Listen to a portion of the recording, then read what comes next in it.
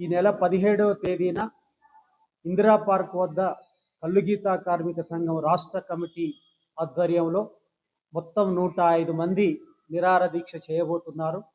ప్రధానంగా రాష్ట్ర ప్రభుత్వం ప్రవేశపెట్టబోయేటువంటి బడ్జెట్లో గీతా కార్మికుల సంక్షేమానికి 5,000 కోట్ల రూపాయలు కేటాయించాలని, అలాగే ఎన్నికలకు ముందు కాంగ్రెస్ పార్టీ గీతా కార్మికులకు ఇచ్చినటువంటి హామీలను అమలు చేయాలని చెప్పి డిమాండ్ చేస్తూ ఈ దీక్ష సాగుతుంది. రాష్ట్రంలో ఉన్నటువంటి గీతా కార్మికులు, ఎక్స్‌రేషియో బాధితులు, అలాగే వివిధ సంఘాల నాయకులందరినీ కూడా ఆహ్వానిస్తున్నాం.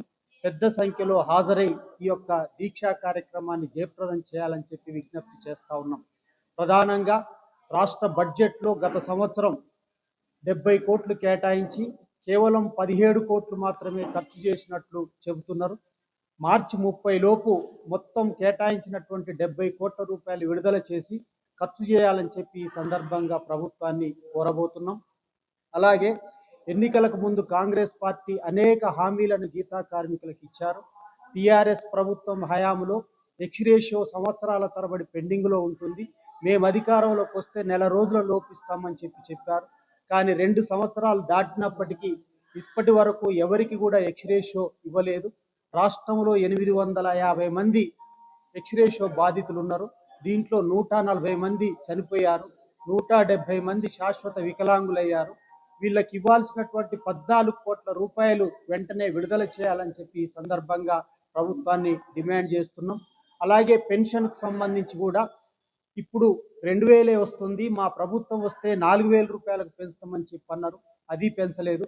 ఎక్స్‌రేషియో 5 నుంచి 10 లక్షలకు పెంచుతామని చెప్పన్నారు, అది పెంచలేదు.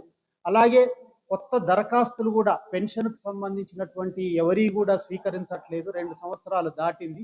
50 సంవత్సరాలు పైబడినటువంటి వృత్తిదారులందరికీ కూడా పెన్షన్ ఇవ్వాలని చెప్పి ఈ సందర్భంగా డిమాండ్ చేస్తూ ఉన్నాం. అలాగే ఏజెన్సీ ఏరియాలకు సంబంధించినటువంటి వాళ్ళవి కూడా సొసైటీలు పునరుద్ధరించాలని, అలాగే వాళ్ళకు కూడా సంక్షేమ పథకాలు వర్తించాలని చెప్పి డిమాండ్ చేస్తూ 14 డిమాండ్లతో ఈ యొక్క నిరాహార దీక్ష చేయబోతున్నాం. ప్రభుత్వం ఇప్పటికైనా స్పందించి ఆ దీక్ష దగ్గరికి మంత్రులు, సంబంధిత అధికారులు వచ్చి ఆ యొక్క సమస్యల్ని పరిష్కారం చేస్తామని చెప్పి హామీ ఇవ్వాల్సిందిగా ప్రభుత్వానికి కూడా విజ్ఞప్తి చేస్తా ఉన్నాం.